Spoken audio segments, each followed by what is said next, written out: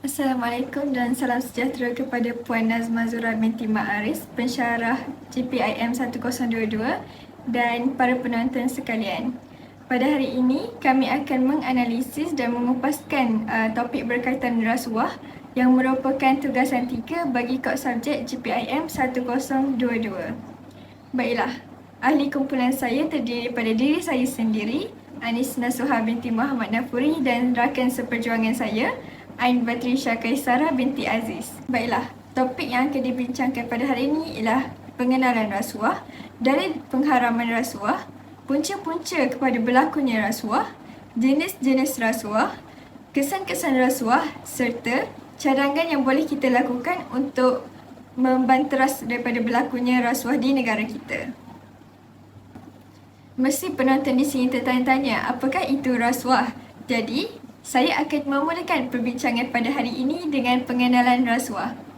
Rasuah semakin menjadi-jadi dalam kalangan masyarakat pada masa kini. Ia dilihat sebagai masalah keruntuhan akhlak yang semakin hari semakin parah. Menurut Sofyan 2008, perbuatan rasuah bermaksud kepada cara yang digunakan oleh seseorang untuk mencapai matlamatnya. Menurut konsep syariat Islam pula, rasuah termasuk dalam kategori perbuatan haram dan berdosa. Seterusnya, menurut Badan Pencegahan Rasuah Malaysia, terdapat 4 kesalahan rasuah yang utama iaitu meminta atau menerima rasuah, menawar atau memberi rasuah, membuat tuntutan palsu dan menyalahgunakan jawatan untuk kepentingan peribadi yang tertentu. Seperti yang kita telah sedia maklum, Islam mengajarkan umatnya tentang nilai-nilai kejujuran, amanah dan keadilan yang dijunjung tinggi dalam kehidupan masyarakat dalam melakukan setiap perkara sama ada kecil maupun perkara yang besar. Rasuah hanyalah mendatangkan kemudaratan kepada masyarakat keseluruhannya, walaupun ada segelintir dalam kalangan mereka yang menyangkakan bahawa rasuah akan mendatangkan manfaat kepada mereka, namun ia hanyalah akan memakan diri mereka sendiri kelak. Oleh itu, perbuatan rasuah ini perlu dihindari dan diberi penekanan yang kuat untuk membendung kejadian rasuah daripada berlaku agar kita dapat hidup dengan aman damai tanpa sebarang penindasan dan kezaliman. Baiklah, seterusnya saya akan kemukakan dalil pengharaman rasuah. Dalam Al-Quran, Surah Al-Baqarah ayat ke-188, Allah Subhanahu Wa Taala berfirman, "Dan janganlah kamu makan atau mengambil harta orang-orang lain di antara kamu dengan jalan yang salah. Dan jangan pula kamu menghulurkan harta kamu, iaitu memberi rasuah, kepada hakim-hakim kerana hendak memakan atau mengambil sebahagian daripada harta manusia dengan berbuat dosa, padahal kamu mengetahuinya ia adalah perbuatan yang salah." Dalam konteks ini, kita dapat melihat dengan jelas bahawa Allah melarang keras perbuatan rasuah dan melaknat orang yang melakukannya. Dan janganlah kita menjadi orang fasik dalam berbuat kegiatan rasuah, tetapi kita mengetahuinya. Terdapat beberapa jenis rasuah. Jenis rasuah yang pertama ialah rasuah transaktif yang merupakan teras kepada perkataan rasuah itu sendiri yang menunjukkan kepada adanya kesepakatan timbal balik antara dua pihak, iaitu pihak pemberi dan pihak penerima rasuah. Bahkan ia merupakan jenis rasuah yang paling umum dilakukan oleh masyarakat di Malaysia. Contoh yang dapat saya berikan ialah suapan rasuah dalam proses pemilihan atau kenaikan pangkat, di mana pihak atasan menerima rasuah daripada pihak bawahannya atau calon pegawai agar dapat diterima dalam sesebuah jawatan yang dikehendakinya. Contoh ini menunjukkan hubungan timbal balik yang dalam sesebuah jawatan yang memberikan keuntungan kepada kedua-dua belah pihak. Jenis rasuah yang kedua ialah rasuah memeras, atau dalam bahasa Inggeris ia dikenali sebagai extortive corruption, di mana pihak pemberi dipaksa untuk menyuapkan lagi rasuah bagi mencegah kerugian yang sedang mengancam dirinya, kepentingannya atau orang-orang dan hal-hal yang dihargainya. Sebagai contoh, pemerasan terhadap pegawai, seorang pihak atasan yang menggunakan kuasanya untuk mengancam pemecatan atau tindakan tata tertib untuk memaksa pihak bawahannya memberikan sejumlah wang atau mengorbankan keuntungan peribadi tertentu. Jenis rasuah yang ketiga ialah rasuah defensif, di mana rasuah defensif adalah perilaku korban rasuah dengan pemerasan dalam rangka untuk mempertahankan dirinya, atau rasuah yang dilakukan oleh seseorang untuk mempertahankan dirinya daripada sebarang masalah. Contohnya, isu yang sering terjadi di Malaysia adalah apabila seseorang individu atau anak kepada seseorang pihak atasan yang mempunyai kuasa yang tinggi dalam sesebuah jabatan melakukan perkara yang telah menjejaskan maruahnya serta salah di sisi undang-undang, maka untuk membantu anaknya, mereka akan membayar sejumlah wang kepada polis untuk membantu anaknya daripada terlepas daripada hukuman yang sepatutnya diterima olehnya. Seterusnya ialah rasuah investif. Apa itu rasuah investif? Rasuah investif adalah pemberian barang atau jasa tanpa ada pertalian langsung dengan keuntungan tertentu yang dijalankan. Selain keuntungan yang dibayarkan akan diperoleh di masa yang akan datang. Penyuapan yang pihak pemberinya bersalah, sedangkan pihak penerimanya tidak bersalah. Yang kelima ialah rasuah perkerabatan. Rasuah perkerabatan atau nepotisme adalah satu bentuk yang tidak sah terhadap sahabat atau sanak saudara untuk memegang sesebuah jawatan dalam suatu pemerintahan, atau tindakan yang mengutamakan dalam bentuk wang atau bentuk-bentuk lain yang bertentangan dengan norma atau peraturan yang berlaku. Jenis rasuah yang keenam ialah rasuah dokongan. Rasuah jenis ini tidak secara langsung mengangkut wang atau imbalan langsung dalam bentuk lain. Tindakan-tindakan yang dilakukan adalah untuk melindungi dan memperkuatkan rasuah yang sudah ada. Seterusnya, saya akan membentangkan tentang punca-punca rasuah yang berlaku di Malaysia. Yang pertama adalah kurangnya didikan agama dan moral dalam dirinya. Kurangnya didikan agama dan moral mendorong berlakunya perbuatan rasuah dalam masyarakat kita pada zaman sekarang. Individu yang tidak mempunyai iman yang kukuh dan mudah untuk terpesong akan menggunakan kedudukan dan peluang yang ada pada dirinya untuk menerima habuan atau rasuah tanpa rasa bersalah dan memikirkan akibatnya. Dengan tidak memikirkan akibatnya yang akan datang, rasuah akan menjadi rutin dalam kehidupan seharian mereka. Malah, individu yang terlibat dengan rasuah tidak akan berasa malu atau takut pada Allah dan azabnya pada hari akhirat. Selain itu, seseorang itu tahu bahawa rasuah itu dilarang oleh agama dan undang-undang, tetapi tetap melakukannya juga dengan 1001 alasan peribadi. Contohnya, sikap mahu hidup mewah, riak, menunjuk-nunjuk, tamak dan ingin cepat kaya adalah pendorong berlakunya rasuah bagi mereka yang lemah kepribadiannya. Yang kedua ialah kelemahan sistem penguatkuasaan dan undang-undang di Malaysia. Kegiatan seperti yang kita ketahui, kegiatan rasuah semakin serius dan kronik sehingga sukar dibendung. Banyak implikasi negatif yang telah timbul. Punca ini berlaku kerana kerajaan kita tidak melaksanakan undang-undang yang ketat hingga menyebabkan ramai orang semakin berani untuk mengambil rasuah. Sebenarnya, Malaysia mempunyai undang-undang dalam membantu segala gejala rasuah. Namun demikian, tidak banyak kes rasuah dapat diambil tindakan yang sewajarnya kerana mahkamah tidak dapat berfungsi dengan lancar. Banyak kes rasuah di mahkamah ditunda beberapa kali dan sebahagian kes yang dibawa ke mahkamah pula tidak cukup bukti untuk dibuat pendakwaan. Sikap beberapa pihak yang tidak serius dalam mengatasi masalah rasuah ini telah menyebabkan tindakan tidak dapat diambil kepada pihak yang melakukan rasuah. Yang ketiga bagi punca-punca berlakunya rasuah adalah kelemahan pemimpin dan sistem pengurusan pentadbiran. Faktor kelemahan kepimpinan dan pentadbiran merupakan salah satu faktor yang mendorong berlakunya rasuah. Sistem pentadbiran yang lemah hingga menyebabkan kurang atau tiada penyediaan serta pengawasan pihak atasan boleh menyebabkan rasuah berlaku. Hasil pemerhatian dan kajian Suruhanjaya Pencegahan Rasuah (SPR) ke atas kes-kes yang telah disiasat tetapi tidak dapat dibawa ke mahkamah menunjukkan bahawa antara faktor-faktor yang berlakunya rasuah dalam perkhidmatan awam berpunca dari kurangnya pengawasan oleh pegawai atasan.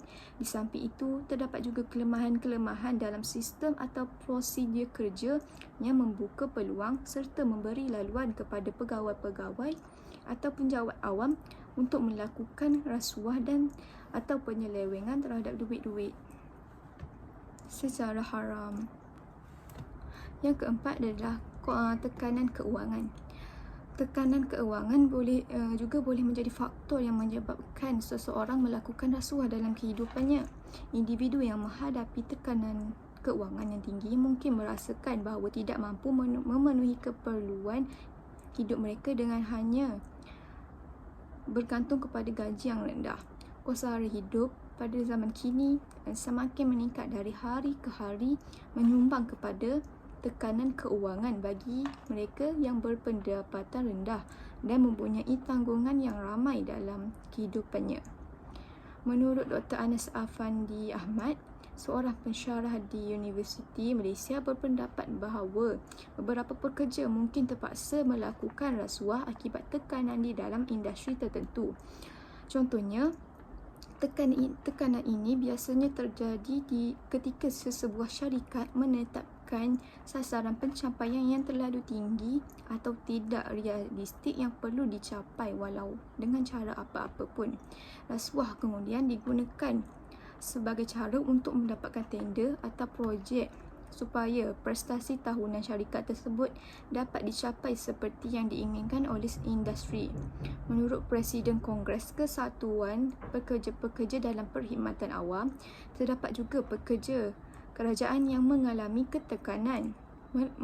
tekanan seperti halangan kenaikan pangkat, pertukaran dan gangguan dalam jadual pekerjaan yang menyebabkan mereka tidak berani melakukan aktiviti rasuah di dalam syarikat mereka yang melibatkan pihak atasan.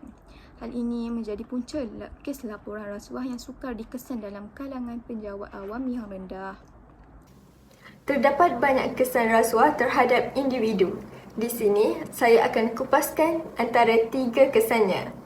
Yang pertama ialah seseorang individu itu semestinya akan mendapat ancaman laknat daripada Allah Subhanahu Wa Taala. Seperti yang kita tahu, sudah terang lagi bersuluh Allah mengaji perbuatan rasuah di dalam Al-Quran.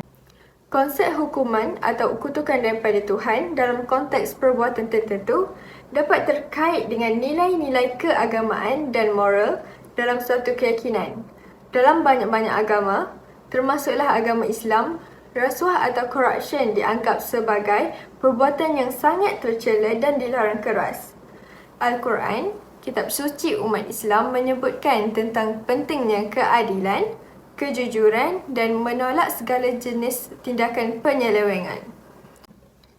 Allah berfirman dalam surah Al-Baqarah ayat ke-188, "Dan janganlah kamu memakan harta sesamamu dengan cara yang batil, dan janganlah kamu menyuapkan sebahagian harta manusia kepada penguasa yang berlaku adil, supaya kamu dapat memakan sebahagian harta yang lain itu dengan dosa padahal kamu mengetahui."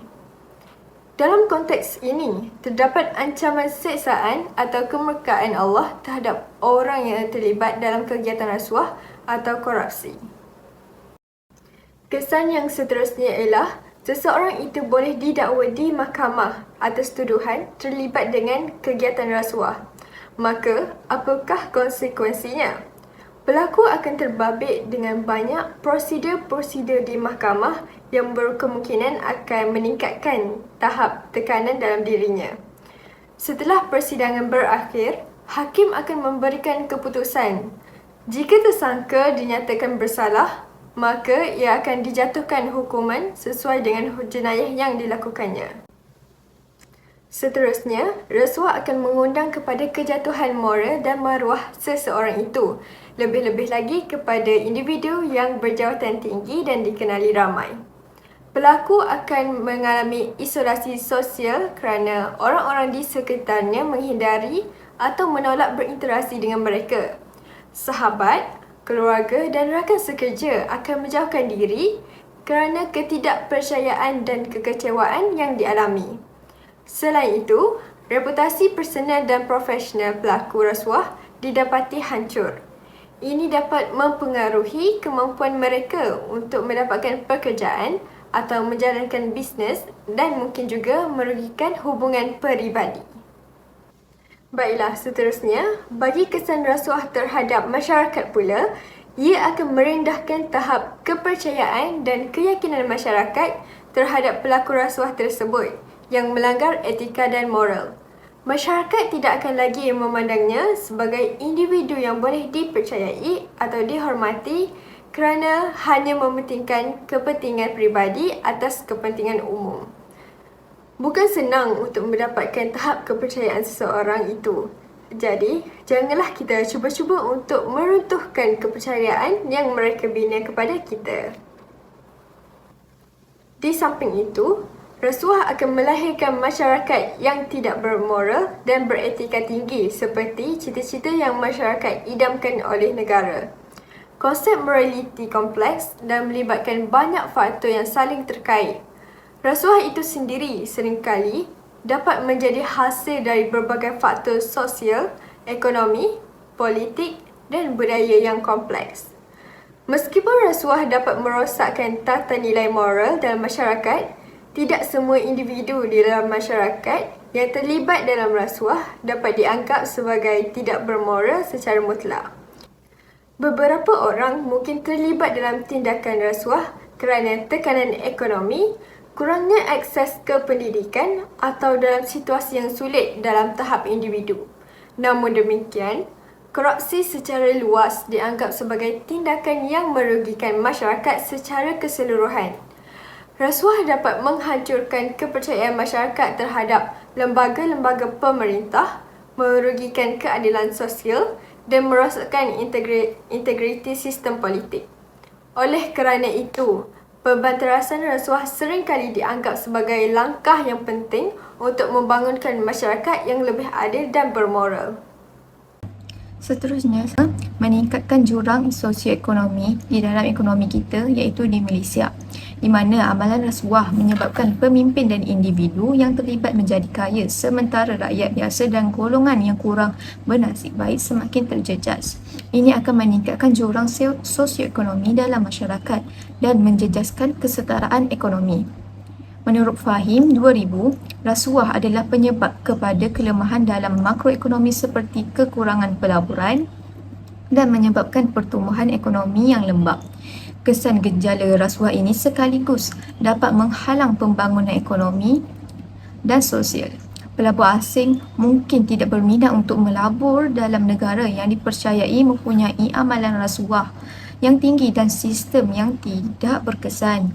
Ini menyebabkan negara kekurangan pelaburan dan tidak mempunyai sumber yang mencukupi untuk membangun infrastruktur yang diperlukan untuk memajukan ekonomi negara kita. Selain itu, dapat menghambat pembangunan ekonomi di mana pengamalan rasuah yang meluas dapat menghambat investasi dan pertumbuhan ekonomi negara kita. Hal ini dapat menyebabkan kehilangan peluang pekerjaan yang banyak kepada masyarakat kita dan pendapatan serta menyebabkan kemunduran ekonomi yang lebih besar. Di samping itu, kesan rasuah kepada masyarakat juga dapat meningkatkan kadar kemiskinan di negara kita, di mana menurut Nur Aida Harun 2017 menegaskan rasuah selain melebarkan jurang perbezaan antara golongan miskin dan kaya, jenayah ini juga amat menekan golongan miskin dan menutup hak yang sepatutnya menjadi milik mereka. Amalan rasuah memungkinkan orang yang berpengaruh dan kaya untuk mendapatkan keuntungan yang tidak adil, sementara orang yang kurang beruntung atau yang tidak memiliki kekuasaan atau sumber daya keuangan yang stabil akan terus ketinggalan dan merasa rugi. Hal ini menyebabkan ketidaksetaraan sosial yang lebih besar dan meningkatkan angka kemiskinan di negara kita.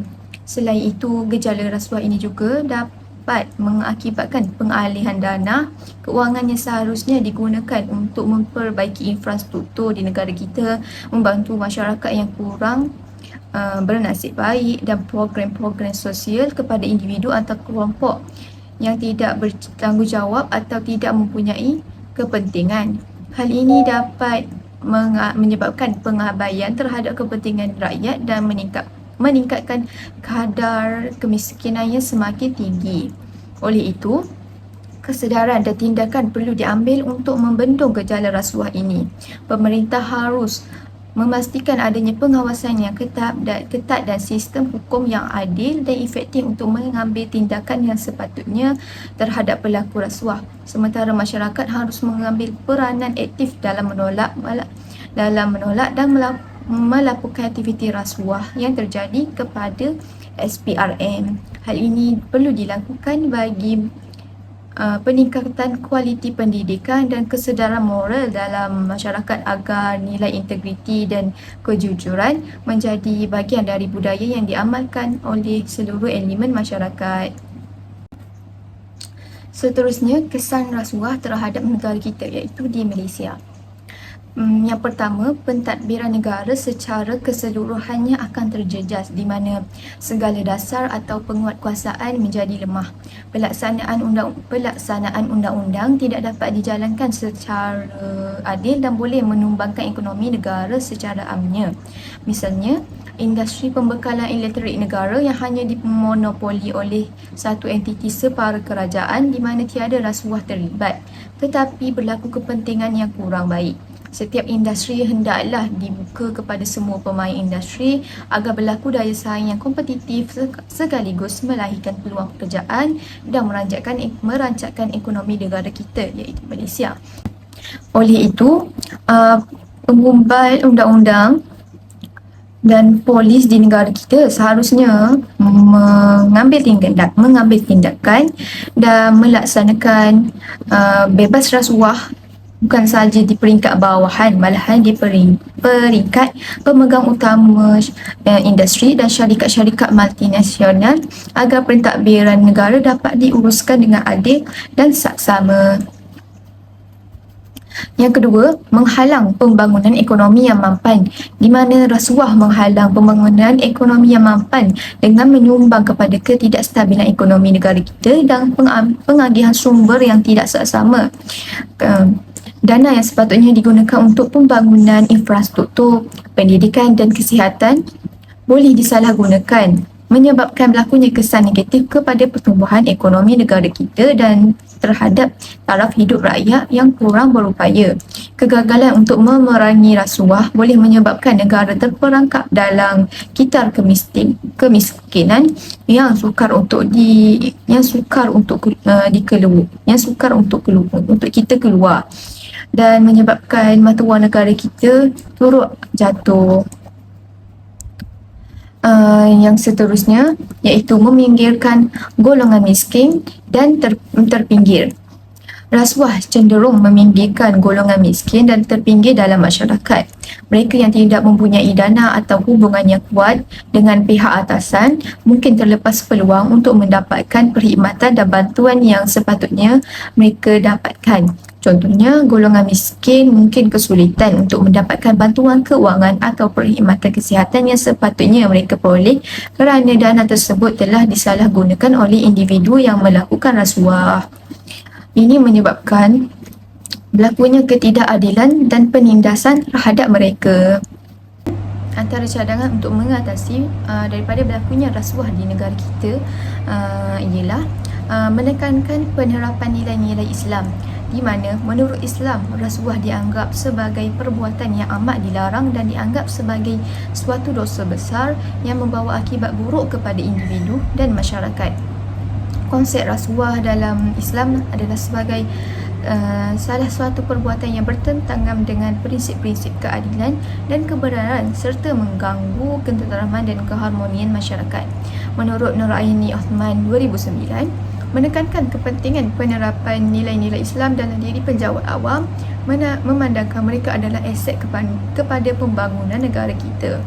Pemahaman nilai-nilai Islam juga merupakan salah satu cara untuk menghalang diri daripada melakukan jenayah yang salah, seperti mengetahui nilai-nilai Islam dan mengamalkannya dalam kehidupan seharian dapat membantu seseorang untuk memahami bahaya dan akibat yang timbul daripada aktiviti rasuah.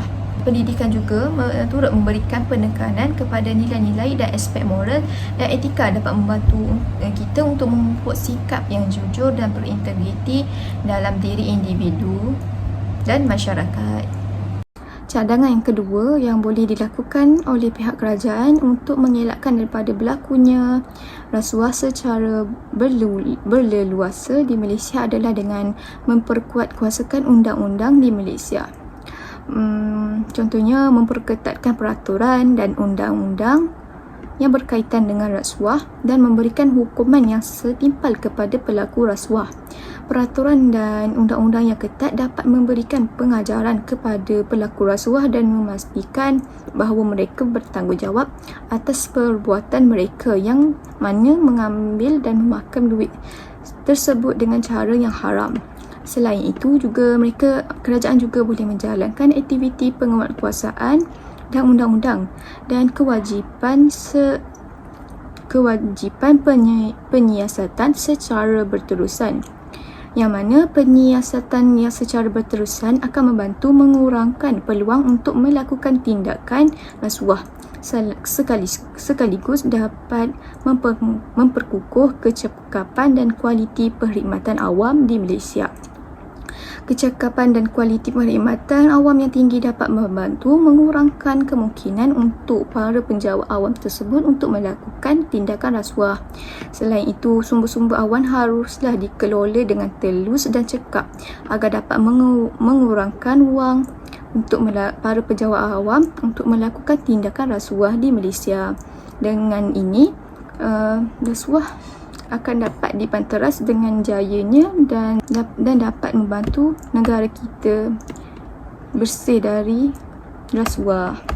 Di samping itu, cara untuk mengatasi masalah rasuah ialah dengan memberi pendidikan yang secukupnya tentang amalan rasuah dan kesannya kepada masyarakat umum tanpa mengira had umur.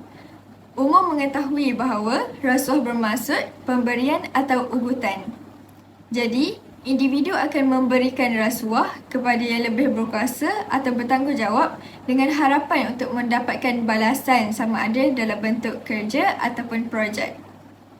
Sekiranya setiap rakyat itu mampu untuk menilai sama ada sesuatu tindakan itu dianggap sebagai rasuah ataupun tidak, barulah budaya atau amalan rasuah di negara ini akan ditindas sehingga ke akar umbi. Selain itu, pihak sekolah juga boleh memberikan pendidikan yang secukupnya tentang rasuah kepada para pelajar. Contohnya, dalam subjek pendidikan Islam, boleh diselitkan topik rasuah dan kesannya jika kita mengamalkan perbuatan rasuah ini. Terutamanya, kita akan dilaknat oleh Allah SWT. Sebagaimana dalam sebuah hadis yang diriwayatkan oleh Abdullah bin Amr, iaitu Rasulullah SAW bersabda, "Laknat Allah kepada pemberi rasuah dan penerima rasuah," yang merupakan riwayat Ahmad 6984 dan Ibnu Majah 2313. Selanjutnya, pendidikan awal itu sangat penting dalam usaha melahirkan masyarakat yang berkualiti dan bebas daripada sebarang kegiatan jenayah seperti jenayah rasuah, selaras dengan harapan menjadikan Malaysia sebagai negara yang maju. Seterusnya, saya akan kemukakan cadangan untuk mengatasi aktiviti rasuah yang terakhir, iaitu melancarkan kempen iklan anti rasuah yang efektif. Media massa memainkan peranan yang vital dalam menimbulkan kesedaran dalam lapisan masyarakat tentang keburukan dan implikasi mengambil rasuah. Oleh itu, pihak kerajaan seharusnya melancarkan kempen iklan yang efektif dengan menggunakan media massa secara holistik, iaitu dari akhbar hingga ke internet untuk memastikan setiap lapisan masyarakat tanpa mengira umur didedahkan dengan kempen tersebut.